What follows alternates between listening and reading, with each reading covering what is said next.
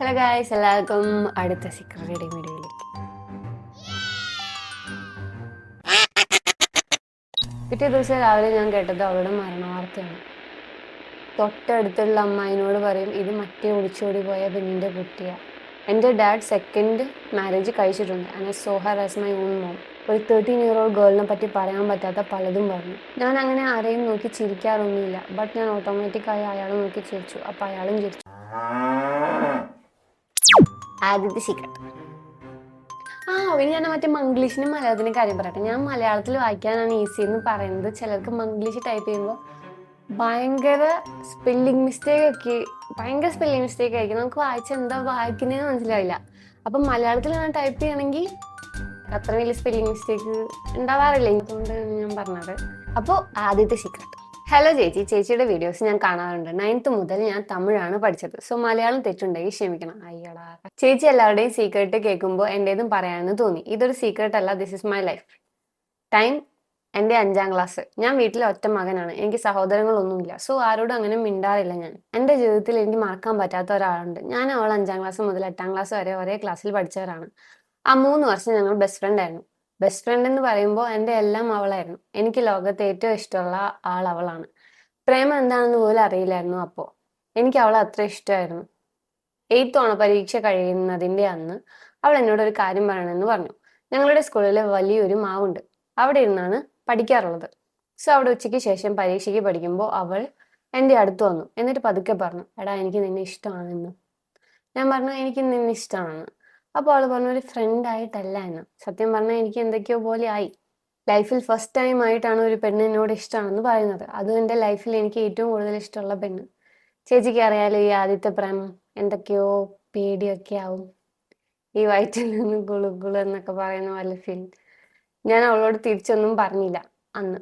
Next day Onam celebration ഉണ്ട്, അന്ന് പറയാമെന്ന് കരുതി. പക്ഷെ ചേച്ചി ആ നാളെ പിന്നെ വന്നില്ല. പിറ്റേ ദിവസം രാവിലെ ഞാൻ കേട്ടത് അവളുടെ മരണവാർത്തയാണ്. ഒരു ആക്സിഡന്റ് ആയിരുന്നു. എനിക്ക് കിട്ടിയ ഒരേ ഒരു ബെസ്റ്റ് ഫ്രണ്ടിനെയും എൻ്റെ ആദ്യ പ്രണയത്തിനെയും ഒരൊറ്റ ദിവസം കൊണ്ട് എനിക്ക് നഷ്ടപ്പെട്ടു. ഇപ്പോൾ 7 വർഷം കഴിഞ്ഞു. ഓരോ ദിവസവും ഞാൻ അവളെ മിസ് ചെയ്യുന്നുണ്ട്. ഞാനിപ്പോൾ തമിഴ്നാട്ടിലാണ്. അതിനുശേഷം ഞാൻ നാട്ടിൽ പോയിട്ടില്ല. കുറേ പേര് ഫ്രണ്ടായിട്ട് മിണ്ടാൻ വന്നിട്ടുണ്ട്. പക്ഷെ എനിക്ക് ആരോടും മിണ്ടാൻ ഇഷ്ടമല്ലായിരുന്നു. ചേച്ചി, അന്നത്തെ പ്രായത്തിൽ അത് അത്ര വലിയ പ്രശ്നമായിട്ട് തോന്നിയില്ല. പക്ഷെ സമയം ചെല്ലുന്തോറും എനിക്ക് ജീവിക്കണമെന്ന് തന്നെ തോന്നുന്നില്ല. ഇന്ന് രാത്രി അവളെ ഓർത്ത് കരയാറുണ്ട്. മറ്റാരെയും സ്നേഹിക്കാൻ എനിക്ക് പറ്റുന്നില്ല. അവളില്ലാത്ത ഈ ലോകത്ത് ഞാൻ ഇപ്പോഴും തനിച്ചാണെന്ന് തോന്നുന്നു. ഞാൻ മെന്റലി ഡൗൺ ആണ്. എനിക്ക് എന്താണ് ചെയ്യേണ്ടതെന്ന് അറിയില്ല. എനിക്ക് എന്ത് ചെയ്യണമെന്ന് പറഞ്ഞു തരാൻ പോലും ഒരാളില്ല. സ്നേഹത്തോടെ, ഒരനിയൻ. ആ കുട്ടിക്ക് ഓൾറെഡി മനസ്സിലായിട്ടുണ്ടാവും ഈ ആൾക്ക് ആ കുട്ടീനെ ഇഷ്ടമാണെന്നുള്ള കാര്യം. അതുകൊണ്ടാണ് അത്രയും ധൈര്യത്തില് ഒരു പറയാൻ പറ്റുന്നത് ഇഷ്ടമാണെന്ന് അറിഞ്ഞുകൊണ്ട്. അപ്പോൾ she knew that you loved her as well. So don't feel bad. Okay. അടുത്ത secret. Hi, I like your videos very much. And you're so pretty, mashallah. ഈ ലൈറ്റും മേക്കപ്പ് ഒക്കെ ആണോ? ഞാൻ കുറച്ച് മുന്നേ ഇവർക്ക് ടെക്സ്റ്റ് ചെയ്തായിരുന്നു, but you didn't read. I'm a girl, and when I was 9, my parents divorced. My mom had a lot of relationship affairs after marriage. My dad is an amazing person. He got beautiful soul. ഞങ്ങളെ നാട്ടിൽ a lot of judging അമ്മായിമാർ and അമ്മാവന്മാരുണ്ട്. And when I was a kid, the guys were like, ഓ മോളെ സാരില്ലാട്ടോ, എല്ലാം ശരിയാവും. എന്നിട്ട് തൊട്ടടുത്തുള്ള അമ്മായിനോട് പറയും, ഇത് മറ്റേ ഒളിച്ചോടി പോയ പെണ്ണിന്റെ കുട്ടിയാ. മൈ മോം ഒളിച്ചോടിയിട്ടൊന്നുമില്ല. എനിവേ, ചൈൽഡ്ഹുഡ് മുതൽ a lot of bad experiences എനിക്ക് ഉണ്ടായിട്ടുണ്ട്. And my life was not easy as I'm an extrovert. So നല്ലോണം ടോക്ക് ആക്കുന്നതിൽ ഹേറ്റ് കിട്ടിയിട്ടുണ്ട്. And when I was in 7th standard, ഞങ്ങളെ ക്ലാസ്സിലത്തെ boys called me joker, monkey and hurted me, throwing balls against me. And still I didn't react. I knew if I complained to teachers, അവർക്ക് നല്ല punishment കിട്ടുമായിരുന്നു. But I didn't react to anything. ഞാൻ ഒരിക്കലും എൻ്റെ ഉമ്മാനെ പോലെ ആവില്ല എന്ന് ഞാൻ ഉറപ്പിച്ചിരുന്നു. And do you know something? 7th standard വെക്കേഷൻ്റെ ടൈം നൈറ്റ് എൻ്റെ മോസ്റ്റ് ട്രസ്റ്റഡ് റിലേറ്റീവ് ആയ ഒരാളുണ്ട്. And I saw him as my dad and he treated me badly.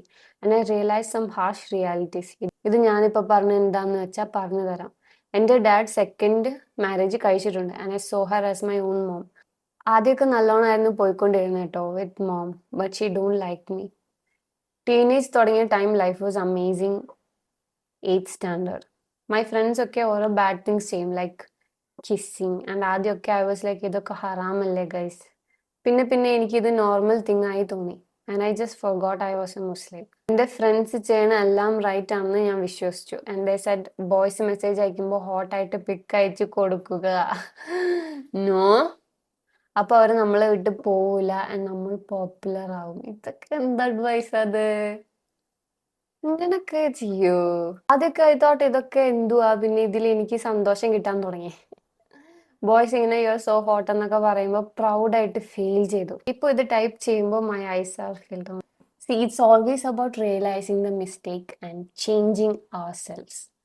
അപ്പൊ ഇവിടെ നമ്മൾ ഒരു മിസ്റ്റേക്ക് നമ്മൾ റിയലൈസ് ചെയ്തെങ്കിൽ തന്നെ അത് നല്ലൊരു നല്ലൊരു എന്താ പറയാ, നല്ലൊരു കാര്യമാണ്.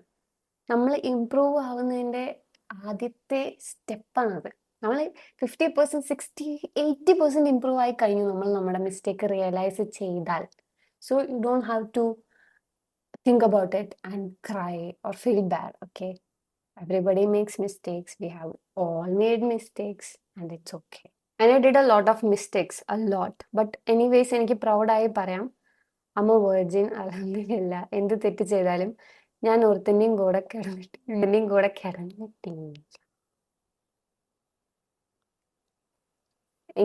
എനിക്കങ്ങനെ വായിക്കുമ്പോൾ പോലെ അതാട്ടോ, അല്ലാണ്ട് വേറെ ഒന്നല്ലേ.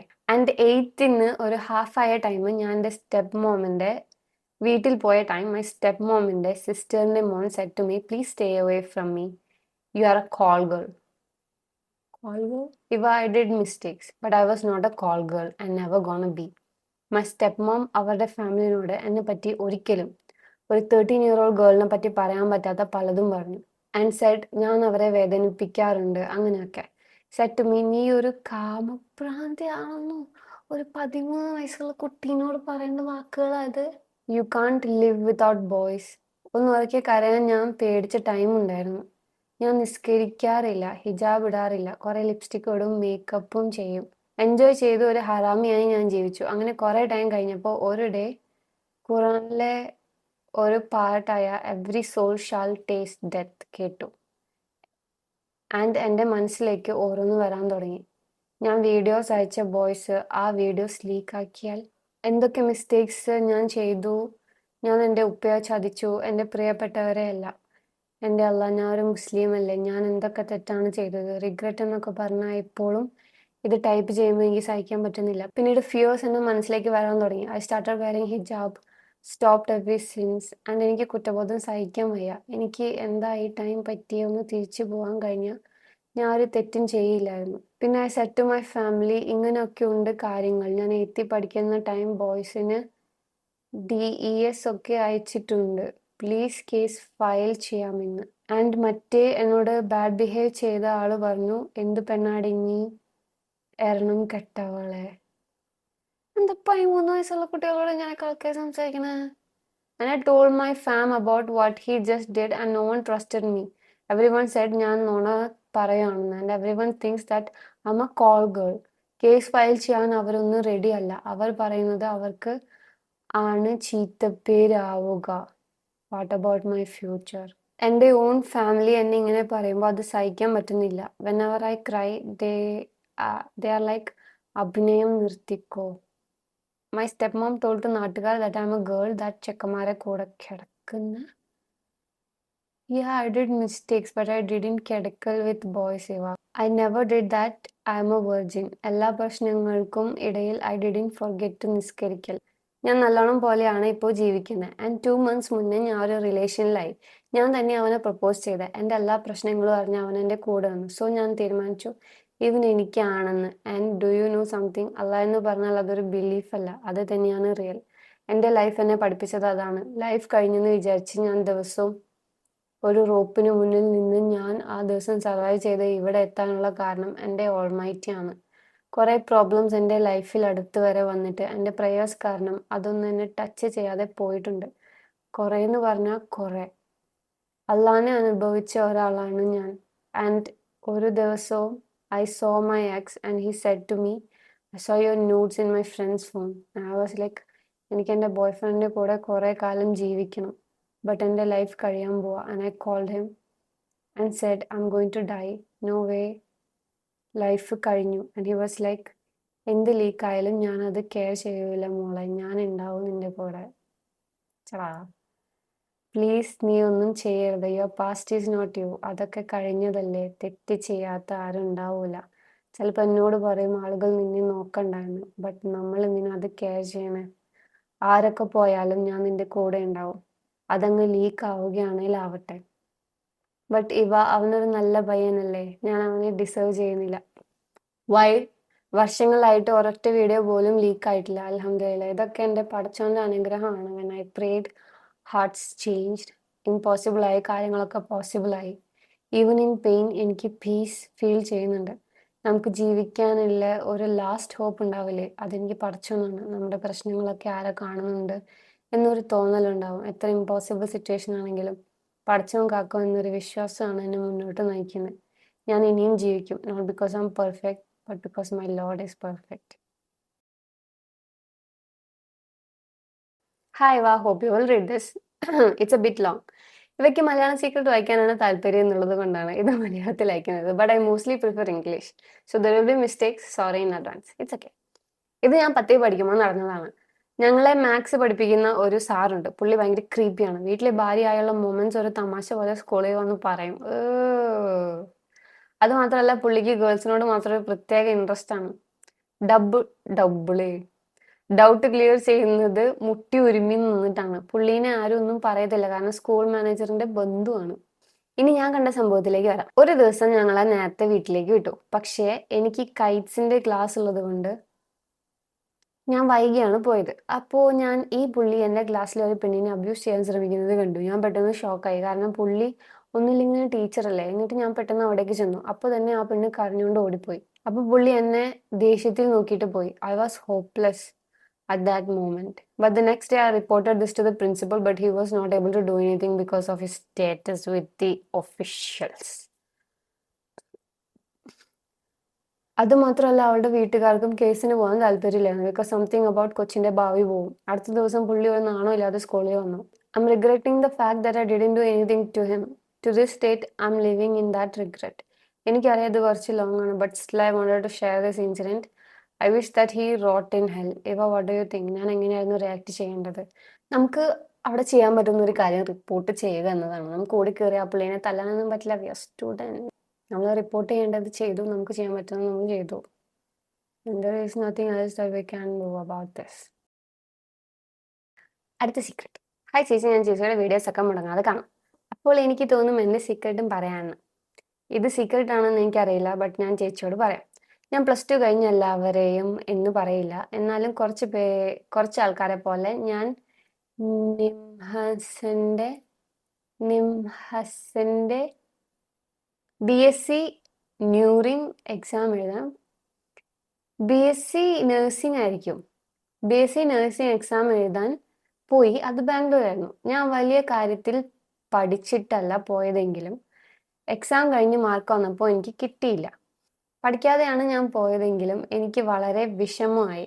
വീട്ടുകാർ പൈസയും മുടക്കി അവിടെ വരെ പോയിട്ടും കിട്ടിയില്ല എന്ന് ഓർത്തിട്ട്. പിന്നെ എൻ്റെ ബന്ധുവിൻ്റെ വീട്ടിലൊക്കെ പോയി അവിടെ പിള്ളേരൊക്കെ ആയി കളിച്ച് നടന്നപ്പോൾ കുറച്ച് സങ്കടം മാറി. എന്നാലും ഞാൻ ഹാപ്പി അല്ലായിരുന്നു. കിട്ടിയില്ലെങ്കിലും എന്നെ വീട്ടിലൊന്നും പറഞ്ഞില്ല. അതാണ് എനിക്ക് വിഷമമായത്. 2 എണ്ണം പറഞ്ഞെങ്കിൽ കൊള്ളായിരുന്നു, പക്ഷെ അവരെന്നെ വിഷമിപ്പിച്ചില്ല.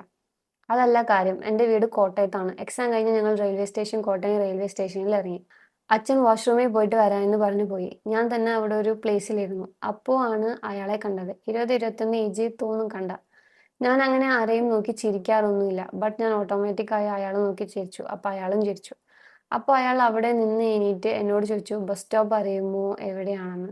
ഞാൻ കോട്ടയംകാരി ആണെങ്കിലും ഞാൻ അങ്ങനെ എപ്പോഴും റെയിൽവേ സ്റ്റേഷൻ വഴി പോകാത്തതിനാൽ എനിക്ക് കൃത്യമായി വഴി അറിയില്ലായിരുന്നു. ഞാൻ അയാളോട് പറഞ്ഞു എനിക്ക് വഴി കൃത്യമായി അറിയില്ല, ആരോടെങ്കിലും ചോദിക്കാമോ എന്ന്. അയാൾ ഓക്കേ എന്ന് പറഞ്ഞ് ചിരിച്ച് കൊണ്ടുപോയി. ഞാൻ നോക്കിയപ്പോൾ അയാൾ വേറെ ആരുടെയോ വഴിയൊക്കെ ചോദിച്ച് അറിഞ്ഞെന്ന് തോന്നുന്നു. പിന്നെ അച്ഛൻ വന്നപ്പോൾ ഞാൻ പോയി. ഇടയ്ക്ക് ഞാനൊന്ന് തിരിഞ്ഞു നോക്കി. അയാൾ കയ്യിൽ കുറേ ബാഗുമായി നിൽക്കുമായിരുന്നു. അത്രയും നേരം സാഡായിട്ട് ഇരുന്ന് ഞാൻ അപ്പോൾ തന്നെ ഹാപ്പിയായി. എന്തായെന്ന് അറിയില്ല, എനിക്ക് അയാളുടെ ക്രഷ് അടിച്ചു. ഞാനിത് ആരുടെയെങ്കിലും പറഞ്ഞാൽ വട്ടാണെന്ന് പറയും. പേരും വീടും ഒന്നും അറിയാത്ത ഒരാളെ ചുമ്മാ കണ്ടപ്പോൾ പ്രേമിക്കാൻ എന്ന് പറഞ്ഞാൽ എന്നാലും ഞാൻ പറഞ്ഞു സഹി കേട്ടു. എൻ്റെ ചേച്ചിയോടും എൻ്റെ ഫ്രണ്ട്സിനോടും ഞാൻ വിചാരിച്ച പോലെ തന്നെ അവർ പറഞ്ഞു എനിക്ക് വട്ടാണെന്ന്. ഇതൊക്കെ വെറുതെ തോന്നുന്നത് ആണെന്ന് 2 ദിവസം കഴിയുമ്പോൾ മറക്കുമെന്ന്. ബട്ട് ഇപ്പോൾ മാസമായി. എനിക്കെന്തോ മറക്കാൻ പറ്റുന്നില്ല. എനിക്ക് അയാളെ കണ്ട സമയവും ഡേറ്റും ഡ്രസ്സും എല്ലാം ഓർമ്മയുണ്ട്. എന്തോ എൻ്റെ മനസ്സിൽ നിന്ന് പോകുന്നില്ല. പിന്നെ ഞാൻ ഡിഗ്രിക്ക് ചേർന്നു. ഞാൻ മറ്റേ എക്സാം ഒന്നും കൂടെ അടുത്ത വർഷം എഴുതാൻ തീരുമാനിച്ചു. കിട്ടിയാൽ പോകാം, അല്ലെങ്കിൽ ഡിഗ്രിക്ക് ചേർന്ന് ഫോറൻസിക് സയൻസ് പഠിക്കാമെന്ന് ഞാൻ തീരുമാനിച്ചു. ഞാൻ എന്ത് ചെയ്യും ചേച്ചി? ചേച്ചി എനിക്ക് പറഞ്ഞതാ. എനിക്ക് അയാളെ കണ്ടുപിടിക്കണമെന്നുണ്ട്. ബട്ട് എങ്ങനെ പിടിക്കും എന്ന് എങ്ങനെ പിടിക്കും എനിക്ക് പേര് പോലും അറിയില്ല. ഞാൻ എന്നെ ചെയ്യും ചേച്ചി പറ. Forget about him. അതാണ് നമുക്കിപ്പോൾ ചെയ്യാൻ പറ്റുന്ന ഒരു കാര്യം. പിന്നെ അയാൾ എങ്ങനത്തെ ആളാണെന്ന് നമുക്കറിയില്ല. അയാൾ എങ്ങനത്തെ ആളായിരുന്നു? ആള് വല്ല സീരിയൽ കില്ലറോ അല്ലെങ്കിൽ വല്ല ടോക്സിക് ആയിട്ടുള്ള ഒരു മനുഷ്യനോ അങ്ങനെയൊക്കെ ആയിരിക്കും. അപ്പോൾ നമുക്ക് കിട്ടാണ്ടിരിക്കണമെങ്കിൽ അത് നമുക്ക് പറഞ്ഞിട്ടുള്ളതല്ല. നമ്മുടെ കയ്യിലുള്ള സാധനം നമ്മുടെ അല്ലെങ്കിൽ കൂടി പോവും. നമുക്കുള്ള സാധനം അത് എവിടെന്നാണെങ്കിലും എങ്ങനെയാണെങ്കിലും ഇവിടെ വന്ന് നിൽക്കും. അങ്ങനെ അത് പോണ്ടതൊക്കെ പോട്ടെ കിട്ടുന്നതൊക്കെ കിട്ടട്ടെ. ഓക്കെ, അപ്പോൾ ഇന്നത്തേക്ക് എത്രമാത്രം. നമുക്ക് അടുത്ത വീഡിയോയിൽ കാണാം. ബൈ.